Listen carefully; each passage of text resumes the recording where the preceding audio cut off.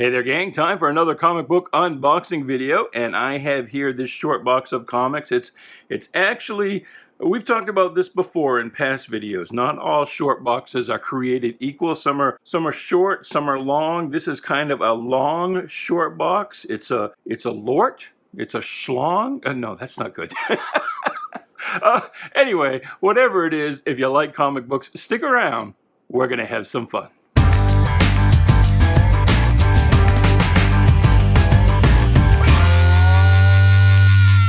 Hey there, Bubby. Welcome to Shanghalla. My name is Duke, and this is an unboxing video. So, you know the deal by now. I need to grade these comic books so they can be sold on eBay. The seller name is .com Comics, and I always wait until you're here so that we can take a look together, because I never know what the boss has put in any particular box. It's always just that joy, that gosh wow sense of excitement and wonder and discovery. So, if you like comic books, well, I already said that.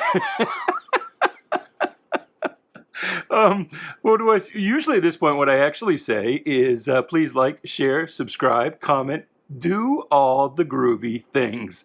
All right, let's get right to it. And the first stack out of this box, and actually, oh, where's my ring? There it is. Got to have my Legion flight ring. All right, I wasn't fully prepared. Now I'm good to go. All right, so this is Web of Spider-Man number 70, early 90s, Spider-Hulk. That's fun. Oh, there, look at that. There's a key issue. A lot of people overuse the term key, but this is definitely a key. This is Marvel feature number 1, first appearance of the Defenders, which is basically these three guys. Basically, every Marvel hero at the time who wasn't in the Avengers, we'll throw them in the Defenders. Everyone who had their own title. By the way, that was sort of the requirement there. It felt like there were 2 books in there, but I guess there aren't. Nice book here. This is Tales of Suspense number 51. I think that's the first appearance of the Scarecrow, the Marvel version of the Scarecrow. So very nice. Once again, the mighty Marvel group introduces a new type of supervillain to make you gasp in wonder. Gasp.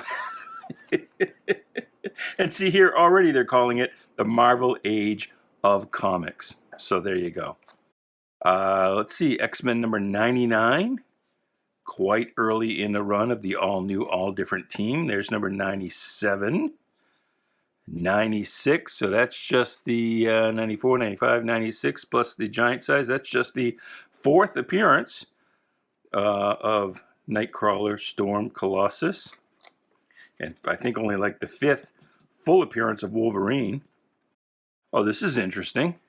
Superman number 109. So that's pretty deep into the Atom Age, or I prefer to call it the Uranium Age, just to be consistent with the other ages, which are all metals or minerals or elements. And finally, there are exactly 87 cents in change in Miss Lois Lane's handbag. Amazing. My X-ray vision proves that Super Puppet correct the last detail.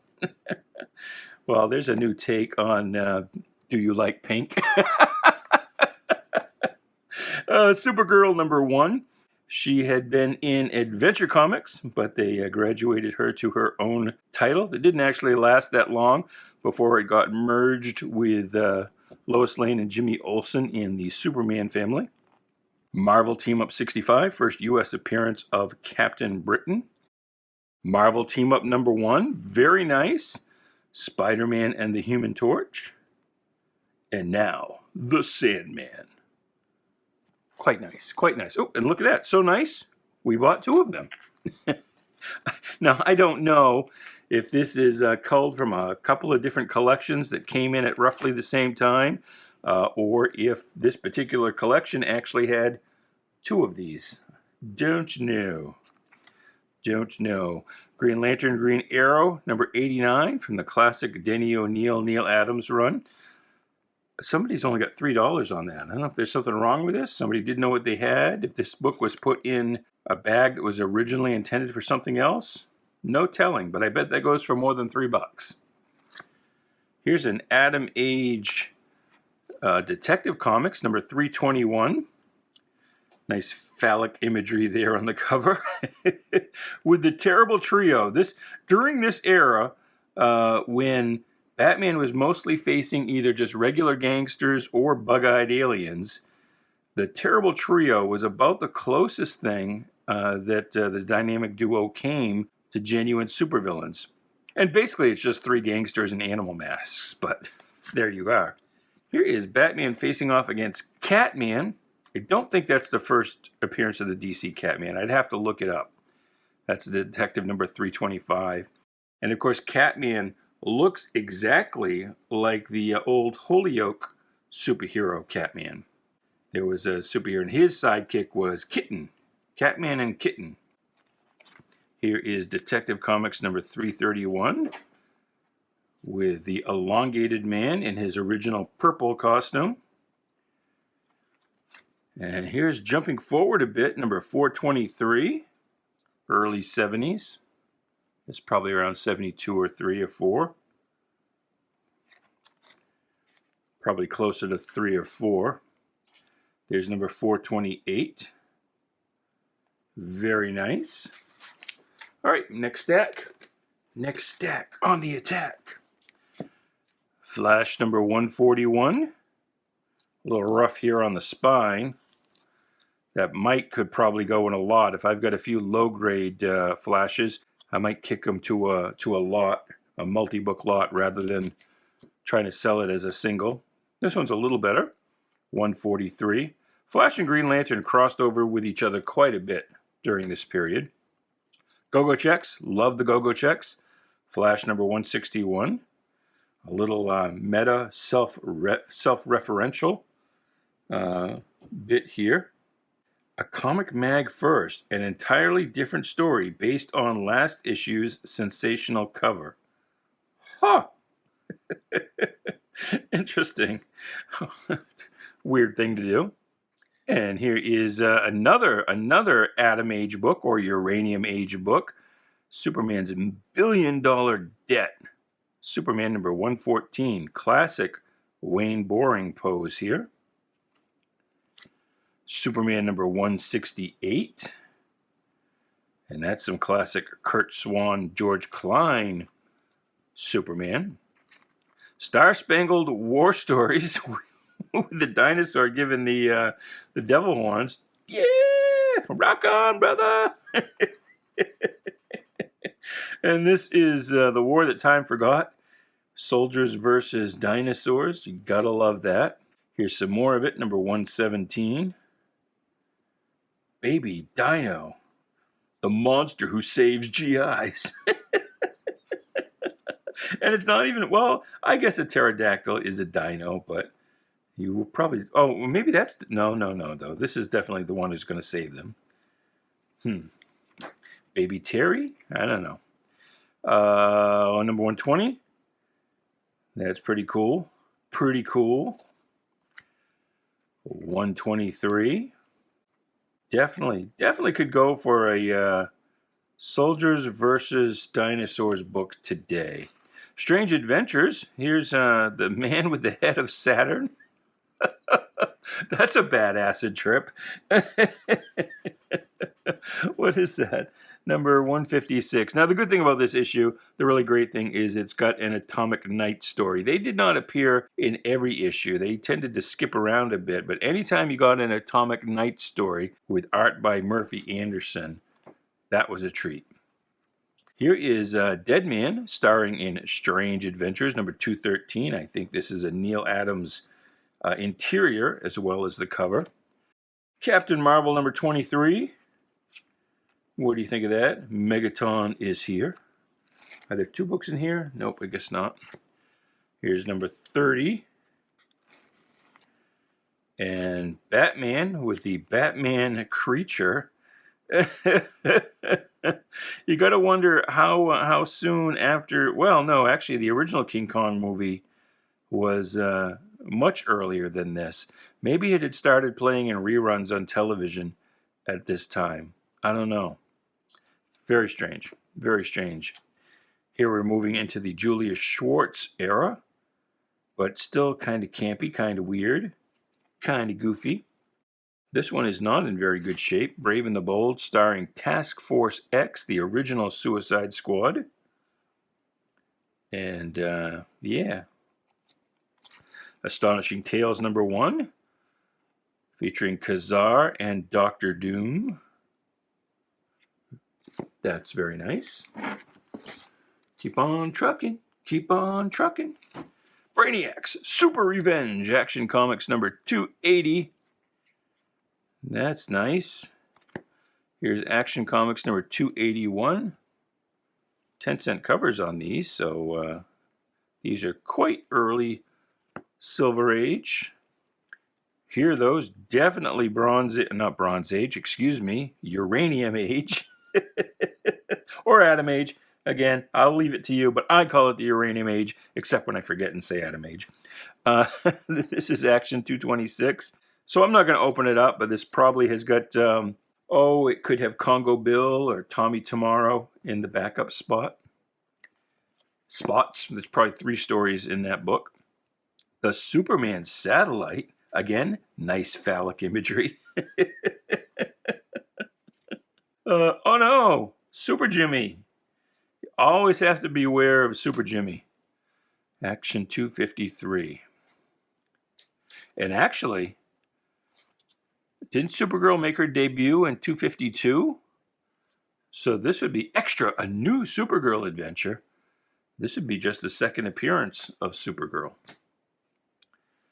Here is number 254. Got a little Bizarro action going on. Gotta love the Bizarros. Here's some more Bizarros, 255. That must have been a 2-parter, I would guess. A rare 2-parter for this era. Some more phallic imagery. The Superman of the future. Not just with the big what are they from the first pilot episode of Star Trek? What are those guys? Phallosians? Is that right? But not just the Phallosian head, but look at these long creepy fingers. That's weird. You wouldn't expect somebody to have fingers that long who doesn't have like a nose at least that long. Because that's what you need long fingers for, is getting back up there. Okay, that was gross. Action 257. Clark Kent, the Reporter of Steel. Nice. More phallic imagery. It's a very phallic box. Well, I did start out calling it a schlong, so I guess I guess that makes sense. Action number 258. Oh no, Lois or Lena, the eternal conundrum. Lois or Lena, Wilma or Betty, Ginger or Marianne, Betty or Veronica. So I would say in that it would be Lois, Wilma, Marianne, and then Betty. Those would be my choices, just if you're keeping score at home. That's 259. Here's Action 265. Erected by Smallville to Superboy in gratitude for his many deeds of courage. Well, you can be courageous when you're invulnerable. This is the first appearance, I believe, or the first meeting, I believe, of Crypto, the Super Dog, and Streaky, the Super Cat. I think it is. I think it's either the first or the second. There's 266. Uh-oh. What lengths are we going to this time to get Mixpidolix? Mixtelflix. That's how I said it when I was a kid, was Mixtelflix, even though there is no F anywhere in it. But, yep. So, Nam Repas. Oh, he's trying to get Superman to say his name backwards. I don't know if that works, Mixie. Don't know if that works the same way. Super Perry, that was a trope. You would often, at least once or twice a year, you'd see a story where Perry White gets superpowers. Still 10 cents. Meaning, of course, that it won't be for much longer. All right. Rocking on. This is a classic story. This is the infamous Kissing Cousins, where Supergirl has such a crush on her cousin Superman that she dedicates herself to finding him a wife, which is weird teen girl logic that the middle-aged men who wrote these stories just somehow knew innately. And Supergirl at the end says that, he would totally marry Supergirl if it wasn't a law on Krypton that you couldn't marry your first cousin, which I guess at this time at least you could here on Earth. But this is, as the little tag here says, the 16th appearance of the Legion of Superheroes. Oh, this, by the way, is not Lori Lemaris. It's actually here it is, Luma Lanai, another double L.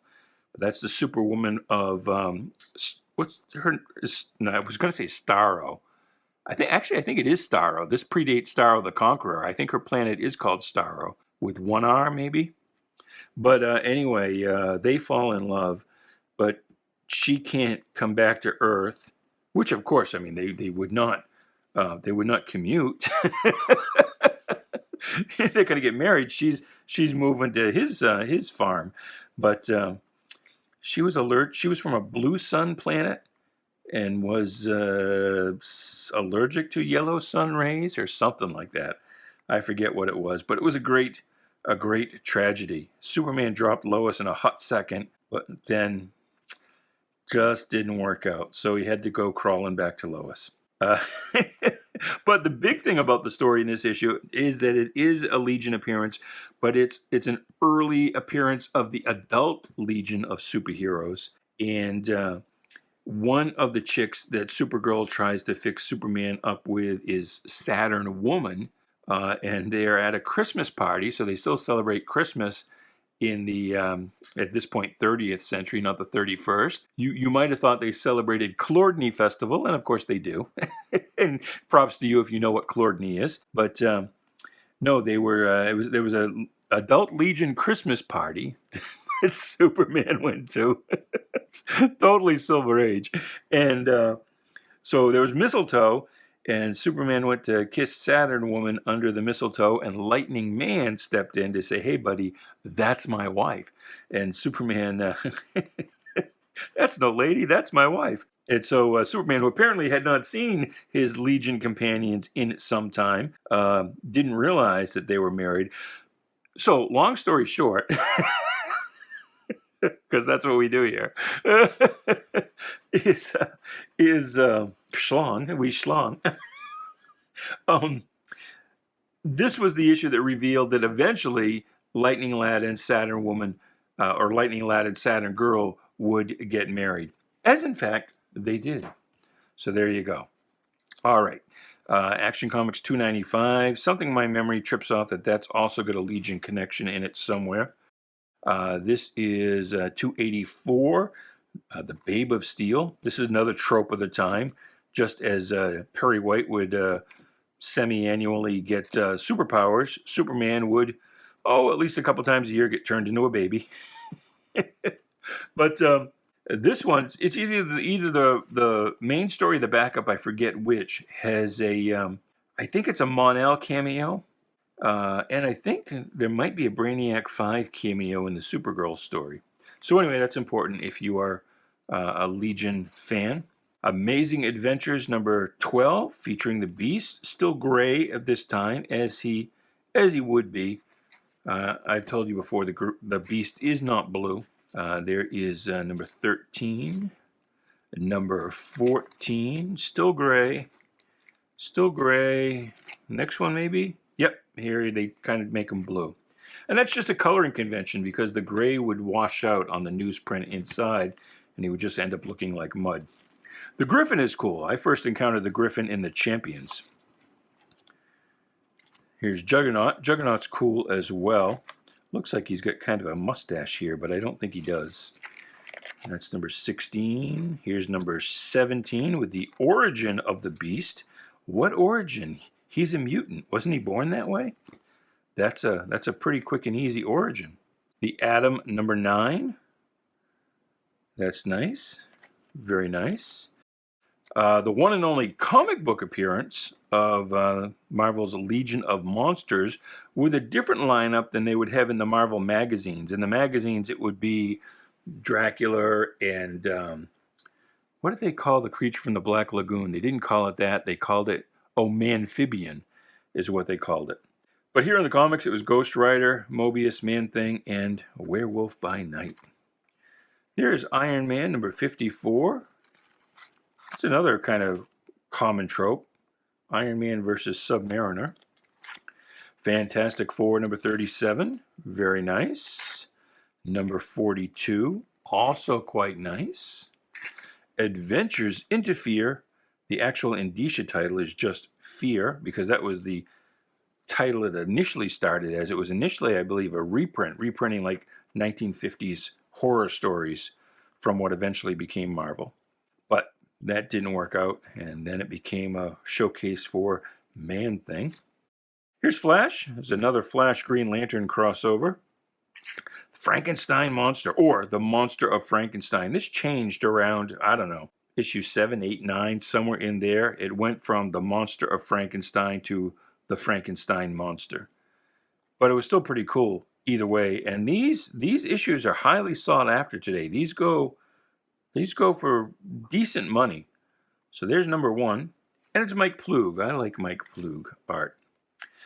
Here's the many kinds of Batarangs, the 100 Batarangs of Batman. So you thought Green Arrow was gimmicky. Well, now you know where Discount Batman got the idea with all the trick Batarangs. You've got a magnet Batarang, that makes sense. A bomb Batarang, a bomberang, that makes sense, I guess. Flashbulb Batarang. Seeing Eye Batarang, well, that would just be a drone today, right? Police Whistle Batarang. Is it like a dog whistle? Does it call police? Oh, I guess yes, it would, wouldn't it? And this is Batarang X. This cover is clipped a little bit. And I don't think, not that it was trimmed, it's just, through much of comics history, it would kind of depend on where the thing kind of rolled off the press. Sometimes you'd get the cover wrapped around to the back. Sometimes it would be up or down, and you would see a little bit above or below the artwork. But this kind of cut off here, so you can't quite see that X. Anyway, Defenders number 1. So we saw their first appearance. Here is their first issue. And I think they only had a handful, 2 or 3 appearances in Marvel Feature before they got graduated. X-Men number 90. That's a reprint of an earlier issue. And that, my friends, is where we will cut off this video. This box being a schlong. The video ran a little long, so we're going to cut it in half. Come back tomorrow. We will finish off this box, take a look at what else we have to see here in this one. Probably a lot of what we just saw. Probably a lot of Silver Age Batman and Superman, but I don't know. It could be almost anything. So we will see you then, and until then, goodbye, good luck, and please be good to each other.